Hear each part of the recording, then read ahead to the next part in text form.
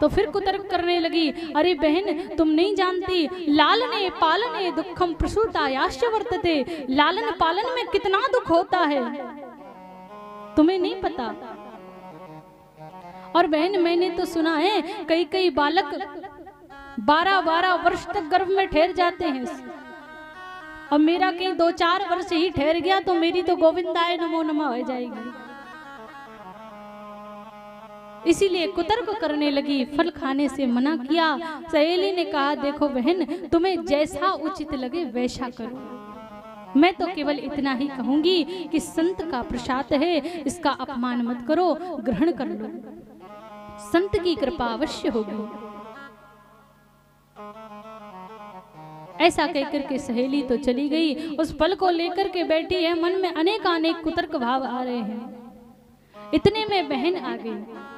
अब बहन आई तो बहन ने पूछा कि क्यों बैठी हो। बहन को भी सारी घटना सुनाई। पंडित जी को न जाने कौन से बाबा जी ने ये फल पकड़ा दिया, अब ये फल लाकर के मुझे दे दिया, कहा इस फल को ग्रहण करो, बताओ मैं इस फल को कैसे ग्रहण करूं। बहन कहने लगी, अरे तुमने बिल्कुल ठीक किया जो इस फल को नहीं खाया। आजकल के बाबा बैरागियों को तुम जानती नहीं हो, पता चले तुमको फल खिला दें और तुम्हारा सारा घर लूट करके ले जाएं। तुमने बहुत अच्छा किया इस फल को नहीं खाया। जैसे ऐसा कहा तो धुंधली कहने लगी, अरे बहन सत्यता तो यही है कि अपने अपने ही होते हैं, अपने तो अपने ही होते हैं। तुमने मेरे हित की बात की है, लेकिन मैं पंडित जी को क्या उत्तर दूंगी। तो वो बहन कहने लगी, अरे तुम पंडित जी से कह देना कि फल के प्रभाव से मुझे गर्भ हुआ है, मेरा गर्भ ठहर गया है, ऐसा तुम पंडित जी को बता देना। और इस बार जो मेरे गर्भ से पुत्र होने वाला है, मैं रात्रि में आकर के ही तुम्हें सौंप दूंगी। धुंधली ने कहा, तुम्हारे पति कुछ नहीं कहेंगे? बोली, कुछ कहेंगे तो ठीक, लेकिन तुम उनको धन दे देना, धन दे देना। बात पक्की हो गई। कहा, बहन फिर इस फल का क्या करूं? तो कहा, इस फल को ले जाकर के जो तुम्हारे यहाँ गाय बंधी है ना, उसके भी तो कोई बछड़ा बछिया नहीं है, उसको खिला दो, इस फल का भी परीक्षण हो जाएगा और तुम्हें कोई कष्ट भी सहन नहीं करना पड़ेगा। प्रसन्न हो गई, जाकर के वो फल ले जाकर के गौ माता को खिला दिया। धीरे धीरे कालांतर में समय बीता। 9 महीने बाद जब बहन के यहाँ पुत्र की प्राप्ति हुई, रात्रि में आकर के ही वो पुत्र धुंधली को दे दिया और धुंधली को वो पुत्र देकर के बहन चली गई। पंडित जी को प्रातः काल बताया। पंडित जी ने विप्र देवताओं को बुलाया, ब्राह्मण देवताओं को बुलाया, कहा नामकरण करना है। और जैसे ही नामकरण करने के लिए ब्राह्मण देवता आए तो ये धुंधली झगड़ा करने लगी, कहने लगी, महाराज 9 महीने गर्भ में रखा मैंने पुत्र है, मेरा नामकरण करेंगे ये पंडित, मैं नाम रखूंगी। कहा, देवी जैसा तुम्हें उचित लगे। तो कहा, मेरा नाम है धुंधली, तो मेरे पुत्र का नाम धुंधकारी होना चाहिए। नामकरण हो गया। 3 महीने के बाद जो गौ माता को फल खिलाया था, उस फल के प्रभाव से गौ माता ने भी एक सुंदर पुत्र की प्राप्ति हुई। गौ माता ने भी एक सुंदर पुत्र को जन्म दिया, जिसका पूरा शरीर तो मनुष्य की तरह था, लेकिन जो कान थे वो गौ के समान थे, इसलिए ब्राह्मणों ने उसका नाम गौकर्ण कर दिया। गौकर्ण पंडितो ज्ञानी धुंधकारी महाखला। गौकर्ण जी जो हुए वो तो महाज्ञानी हुए। दोनों धीरे धीरे बड़े होते गए, एक कुख्यात हो गया तो दूसरा विख्यात हो गया। धुंधकारी बड़ा होता गया, जुआ खेलने लगा, मदिरा पान करने लगा, वेश्यावृत्ति करने लगा, और गौकर्ण जी महान ज्ञानी पंडित बन गए। धीरे धीरे समय बीता। एक दिन आत्मदेव जी महाराज को आकर के धुंधकारी ने कहा, धन ला करके दो। आत्मदेव जी दुखी हो गए, बेटा धन कहाँ से दूं? अरे जितना भी धन था सब तो तूने ले लिया, अब तुझे कहां से धन ला करके दूं। क्रोध में भर गया, कहने लगा आज के आज मुझे धन नहीं दिया तो मैं तुम्हें छोड़ूंगा नहीं। इतना कह करके चला गया। आत्मदेव जी बैठे हैं, दुखी हो रहे हैं, रो रहे हैं। आज आत्मदेव जी रो रहे हैं। आत्मदेव जी महाराज को रोते रोते गोकर्ण जी ने देख लिया। गोकर्ण जी महाराज ने जैसे ही देखा, पिता के समीप आए, आकर के कहने लगे पिताजी आप क्यों रो रहे हैं, मुझे अपने दुख का कारण बताइए। आत्मदेव जी कहने लगे पुत्र मैं तुम्हें क्या बताऊं। एक समय था जब आत्मदेव जी महाराज वन में जाकर के रो रहे थे। किस लिए रो रहे थे कि मेरे घर में कोई पुत्र क्यों नहीं है। और आज रो रहे हैं तो इसलिए रो रहे हैं कि मेरे घर में ये पुत्र है तो क्यों है, आज इसलिए रो रहे हैं। गोकर्ण जी से कहने लगे बेटा मैं तुम्हें क्या बताऊं, मैं बहुत दुखी हूं। गोकर्ण जी समझाने लगे पिताजी इस संसार में सुखी कौन है, इस संसार में सुखी है कौन। न चेन्द्रस्य सुखम किंचन सुखम चक्रवर्तीना सुखमस्ति विरक्तस्य मुनेरेकांत जीवन। सुखी तो केवल वो हैं जो एकांत में बैठ करके इस संसार से विरक्त होकर के भगवान का भजन कर रहे हैं, वही सुखी है। और सुखी तो कोई है ही नहीं, क्योंकि वास्तव में हम सबके जो दुख का कारण है वो हमारा अपना मन है। मन से ही दुख होता है और मन से ही सुख होता है। ये सुख और दुख दोनों का जो भोगता है वो हमारा मन है। मनहा एव मनुष्याणाम कारणम बंध मोक्षया बध्यंतो विषयाशक्तम मुक्तम निर्विषयम मनः। जो बंधन और मुक्ति दोनों का जो कारण है वो हमारा मन ही तो है। मन से ही व्यक्ति दुखी होता है और मन से ही सुखी होता है। संसार में सुखी है कौन? कोई भी सुखी नहीं है। आत्मदेव जी को समझाने लगे श्री गोकर्ण जी महाराज। आत्मदेव जी कहने लगे बेटा मैं क्या करूं, मन तो बहुत करता है कि इस घर को त्याग करके वन चला जाऊं, भगवान का भजन करूं, लेकिन क्या करूं, बन जाने के लिए मेरे मन में इतना प्रबल वैराग्य नहीं है। और घर में रहूं तो रहूं कैसे, इस घर को इस पुत्र ने नरक बना दिया। न तो घर में रह सकता हूं न बन जा सकता हूं, मैं क्या करूं। गोकर्ण जी कहते हैं पिताजी केवल एक काम कीजिए, अपने मन से इस घर को त्याग दीजिए। यदि मन से हम इस घर में बंधे रहेंगे तो बन जाने से भी कोई फायदा नहीं। और बन जाने से भी यदि भगवान की प्राप्ति होती तो शेर का बच्चे का जन्म, सिंह के बच्चे का तो जन्म ही वन में होता है, उसको भगवान की प्राप्ति क्यों नहीं होती। बन जाने से भगवान की प्राप्ति नहीं होती। भगवान की प्राप्ति तभी हो सकती है जब हम अपने मन को इन बंधनों को तोड़ दें। और क्या करें, बोले सबके ममता ताक बटोरी और मम पद मन ही बांधे बर डोरी। इस डोर को लेकर के भगवान के चरणों में बांध दें। संसार से जो डोर बांध रखी है, इस संसार से इस डोर को हटा करके भगवान के चरणों में बांध दें। क्योंकि बंधन और मुक्ति इन दोनों का कारण ही हमारा मन है। इन दोनों का भोक्ता हमारा मन ही तो है। मन के मारे बन गए बन तज बस्ती माहे, और कहे कबीर मन लालची ये कहूं ठहरत ना। ये कहीं ठहरता ही नहीं है। या मन की गति अटपटी सो झटपट लखे ना कोई, और जो मन की खटपट मिटे सो चटपट दर्शन होए। इस मन की जब खटपट मिट जाती है तभी भगवान की प्राप्ति होती है। मन के हारे हार है मन के जीते जीत, और मन ही मिलावत राम सो मन ही करत फजीत। इस सब की गति करने वाला ये मन ही तो है।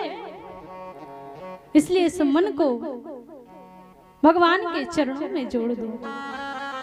घर को त्यागने की आवश्यकता नहीं है, घर में रहकर के भी हम घर को त्याग सकते हैं, संसार में रहकर के भी हम संसार को त्याग सकते हैं। आत्मदेव जी को बड़ा सुंदर उपदेश दिया। कहने लगे पिताजी ये शरीर क्या है, हम केवल 2 रस्सियों से ही तो बंधे हैं। देहस्ति मांस रुधिरे विमतिम तजत्वम जाया सुतादिस्वदा विमताम विमुंच। केवल 2 रस्सियों से बंधे हुए हैं। कौन कौन सी? एक तो ममता और दूसरी अहमता। इस शरीर के नातों के प्रति हमारा ममता का भाव और इस शरीर के प्रति अहमता का भाव। ये शरीर मेरा है, ये क्या है? ये अहमता है। और इस शरीर के प्रति ममता का भाव। माता मेरी है, पिता मेरे हैं, पुत्र मेरा है, पुत्री मेरी है, भाई मेरा है, बंधु मेरे हैं, ये ममता का भाव है। इन दोनों रस्सियों को तोड़ करके जब हम श्री ठाकुर जी के चरणों में जोड़ देंगे, उसी दिन हमें गोविंद की प्राप्ति हो जाएगी। उसी दिन हमें श्री ठाकुर जी की प्राप्ति हो जाएगी। क्योंकि हमें ये पंचायती धर्मशाला मिली है। पंचायती धर्मशाला क्या है? छीति जल पावक गगन समीरा, छित जल पावक गगन समीरा, छित जल पावक गगन समीरा, छित जल पावक गगन समीरा, पंच रचित यति अधम शरीरा, पंच रचित यति अधम शरीरा, पंच रचित यति अधम शरीरा। ये पंचायती जो धर्मशाला है, पंच रचित अति अधम शरीरा, ये पंचायती धर्मशाला जो हमको मिली है, ये किस लिए मिली है? कि महाराज जब तक समय है तब तक रहो, इसके बाद जब समय पूरा हो जाए तो इस जो पंचों की दी हुई धर्मशाला है, ये पंचों को ही सौंप करके चले जाओ। पंच कौन है? पृथ्वी जल आकाश वायु, ये जो 5 तत्व हैं, ये 5 पंच हैं। और इन पंचों को ही, ये 5 पंचों को इस पंचायती धर्मशाला सौंप दें, खुशी खुशी इसको खाली कर दें। लेकिन हम इसमें रह करके इसको छोड़ना ही नहीं चाहते, इसको अपना समझ बैठे हैं कि ये हमारा है। वास्तविकता ये नहीं है, यही अहमता की रस्सी है। इस अहमता की रस्सी से हम बंधे हुए हैं।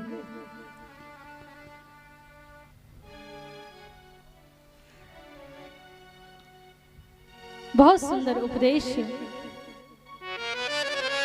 श्री गोकर्ण जी महाराज ने दिया। कहा पिताजी अन्यश्चिंतयन्तो माम यो जनः परिपाश्यते, अनन्य भाव से भगवान का चिंतन कीजिए और किसी अन्य के दोषों को ना देखते हुए भगवान के चरणों में अपने मन को लगाइए। धर्मम भजस्य सततम त्यज लोक धर्मान, धर्म को पकड़ करके धर्म की सहायता से आप भगवान की भक्ति कीजिए। बड़ा सुंदर उपदेश दिया। और उपदेश को सुनकर के श्री गोकर्ण जी महाराज के उपदेश को सुनकर के आत्मदेव जी महाराज ने तुरंत अपने घर को त्याग दिया और घर को त्याग करके वन में पहुंचे। वन में पहुंच करके भागवत जी के 10वें स्कंद का पाठ किया। 10वें स्कंद का पाठ करके भगवान के चरणों की प्राप्ति कर ली। इधर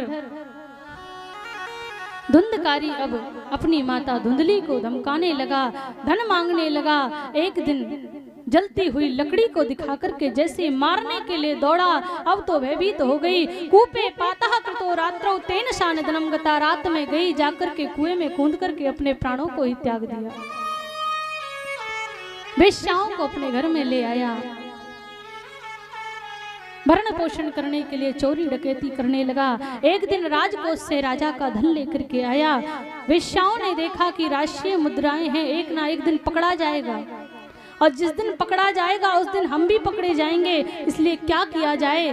रात्रि में ही सबने योजना बनाई। योजना के अनुसार आज धुंधकारी को मारने का प्रयास किया, मारने लगी, लेकिन अनेकानेक प्रयास से भी जब नहीं मरा तो जलता हुआ कोयला उसके मुख में डाल दिया। और जैसे ही जलते हुए कोयले को मुख में डाला, तड़पते हुए उसकी अधोगति हो गई, प्राणांत हो गया। जैसे प्राणांत हुआ, गोकर्ण जी महाराज तो तीर्थ यात्रा के लिए निकल चुके थे। गोकर्ण जी महाराज को पता चला कि मेरे भाई का प्राणांत हो गया है। गया में जाकर के श्राद्ध किया।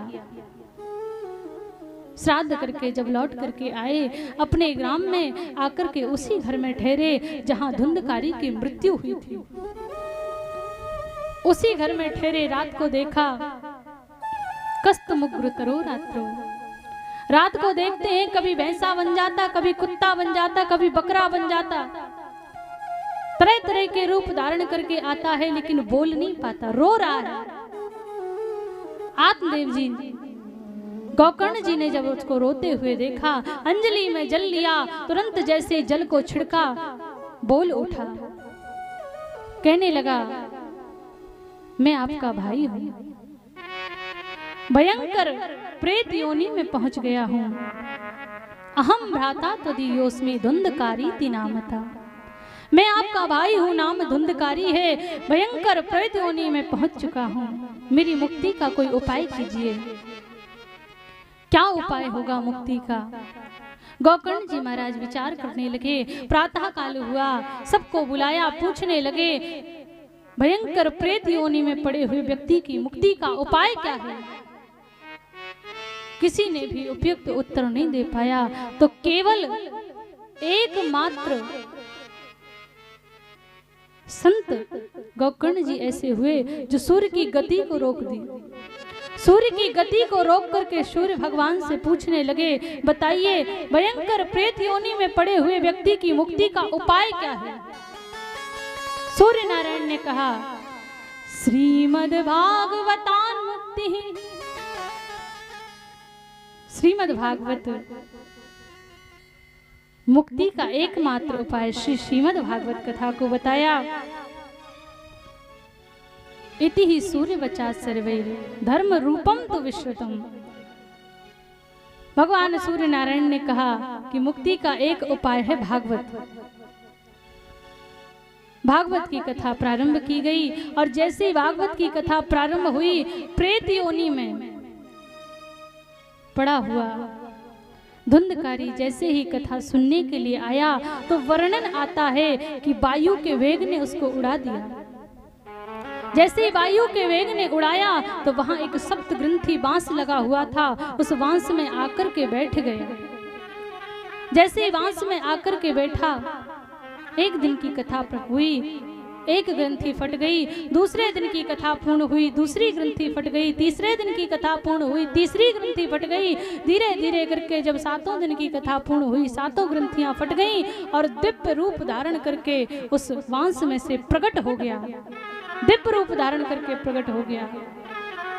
भगवान के दिव्य पार्षद आए, विमान लेकर के बिठालने लगे। जैसे बैठने लगे तो गोकर्ण जी ने टोक दिया, ये क्या करते हो? अत्रैव वैवा सन्ति श्रोतारोमम निर्मला। यहाँ इतने श्रोता बैठे हैं, लेकिन विमान एक क्यों? यदि विमान लाना था तो सबके लिए लाना था, नहीं तो किसी के लिए मत लाते। तो भगवत पार्षदों ने कहा, श्रवण में भेद हो गया, सुनने में भेद हो गया है। जितने मनन से, जितनी लगन से धुंधकारी ने भगवान की कथा को सुना, उतने ध्यान से, उतने मनन से, उतनी लगन से किसी ने भगवान की कथा को सुना ही नहीं। किसी ने कथा को नहीं सुना। इसलिए विमान केवल धुंधकारी के लिए आया। पुनः भगवान की कथा करी और भगवान की जब कथा हुई तो आज सबने मन लगा करके भगवान की कथा को सुना, और मन लगा करके जैसी भगवान की कथा को सुना तो आज स्वयं भगवान ही अपने पार्षदों के साथ प्रकट हो गए। गोकर्ण जी को हृदय से लगा लिया। जैसे अयोध्या वासियों को साकेत धाम लेकर के प्रभु गए थे, ऐसे ही आज गोकर्ण जी को हृदय से लगा करके प्रभु सभी ग्रामवासियों को अपने साथ अपने धाम को ले गए। बोलिए भक्त वत्सल भगवान की जय हो। वास्तव में श्री सूत जी महाराज, श्री शनकादिक ऋषि कहते हैं, नारद, ये जो भगवान की कथा है ये प्रेत पीड़ा विनाशिनी, ये प्रेत पीड़ा को भी दूर करने वाली है। ऐसी ये भगवान की कथा है। बड़ा ही सुंदर उदाहरण दिया और आगे चल करके 6वें अध्याय में भागवत की कथा कैसे सुननी चाहिए इस नियमों का वर्णन किया गया। नियम क्या है? बोले जैसे पुत्री के विवाह के लिए हम तैयारियां करते हैं, उसी प्रकार हमें भागवत की कथा के लिए तैयारियां करनी चाहिए। सुंदर शोधन करवाना चाहिए। देखिए, किसी कामना से यदि कथा की जाए तो उसके लिए मुहूर्त देखा जाता है, लेकिन निष्काम भाव से जब कथा की जाए तो उसके लिए कोई मुहूर्त नहीं देखना चाहिए। जब भगवान की कथा प्रारंभ हो जाए वही मुहूर्त शुभ है। सुंदर मंडप बनाना चाहिए, भूमि लेपन करवाना चाहिए और सुंदर व्यास गद्दी बनानी चाहिए। भागवत का वक्ता कैसा होना चाहिए? विरक्तो वैष्णवो विप्रो वेद शास्त्र विशुद्धिकृत दृष्टांत कुशलो धीर वक्ता कारस्त न प्रवाह। भागवत का जो वक्ता हो वो विरक्त हो, वैष्णव हो। राम कृष्ण के जो भक्त होते हैं वो वैष्णव कहलाते हैं। इसलिए भागवत का जो वक्ता हो वो वैष्णव होना चाहिए, विप्र होना चाहिए। विप्र के द्वारा ही भागवत की कथा को श्रवण करना चाहिए। दृष्टांत भी यदि देवे तो धर्म शास्त्रों से देवे, ऐसा वक्ता होना चाहिए।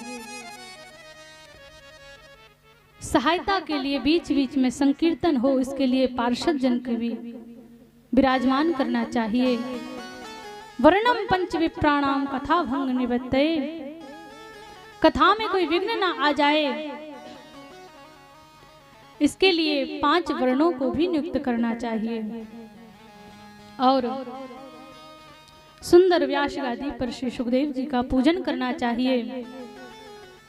सुख रूप प्रबोधज्ञ सर्व शास्त्र विशुद्धिकृत, सुखदेव के रूप में व्यास जी का पूजन, वक्ता का पूजन करना चाहिए। क्योंकि ये जो भागवत है ये कोई साधारण पोथी नहीं है, कोई साधारण किताब नहीं है, साधारण ग्रंथ नहीं है। श्रीमद् भागवताख्योयम प्रत्यक्षः कृष्ण एव ही, ये साक्षात भगवान का वांगमय स्वरूप है। तेने मय वांगमय मूर्ति प्रत्यक्षः वर्तते हरे, ये भगवान का साक्षात वांगमय स्वरूप है। स्वकीयम यद् भवेत् तेजस्तच्च भागवते दधात्। जब भगवान उद्धव जी को उपदेश देकर के गए तो अपना तेज पुंज भगवान ने भागवत जी में ही समाहित किया था। इसलिए ये साक्षात गोविंद हैं, साक्षात ठाकुर जी हैं। ये कोई साधारण पोथी नहीं है। कहा महाराज ये सब नियम तो ठीक है, लेकिन खाने पीने का नियम और समझा दीजिए। तो कहा पहले तो भागवत की कथा जब सुनो तो निराहार रह करके सुनो, और निराहार रह करके भी यदि नहीं सुन सकते तो घी पी करके सुनो, और घी पी करके भी नहीं सुन सकते तो एक समय फलाहार कर लो। एक समय फलाहार करने के बाद भी नहीं सुन सकते तो 2 समय फलाहार कर लो। 2 समय फलाहार से भी आपका काम नहीं चलता तो एक समय भोजन कर लो। एक समय भोजन से भी काम नहीं चलता तो 2 समय भोजन कर लो। और 2 समय भोजन से भी काम नहीं चलता, तो जितने मन करे, जितने समय आपको भूख लगे, उतनी बार भोजन कीजिए, लेकिन भगवान की कथा को सुनो। भोजनम तु वरम मन्ये कथा श्रवण तारकम। इसमें भोजन का कोई भाव नहीं है कि आपको भूखे रह करके ही सुननी है। अरे जिस प्रकार से कथा सुनने में विघ्न न आए, उस प्रकार से कथा सुनिए। आपका मन रखा है भोजन में, यहाँ बैठे हैं कथा सुनने, ये भी तो अच्छी बात नहीं है। इसलिए जैसे बने वैसे सुनो, लेकिन भगवान की कथा सुनो। नियमों को बता करके सनकादिक ऋषियों ने जयकारा लगाना प्रारंभ कर दिया। जयकारा होने लगा। जय शब्दम शंख शब्दम, शंख शब्दम चकारयेत। बार बार जयकारा होने लगा और माता भक्ति के साथ, सनकादिक ऋषियों के साथ आज श्री सुखदेव जी महाराज भी प्रकट हुए। और सुखदेव जी महाराज प्रकट होकर के भागवत के श्लोकों का गायन करने लगे। प्रहलाद अस्तालधारी तरल गतितया चौदवा कांशधारी, वीणाधारी सरस राग करतार जनोभूत।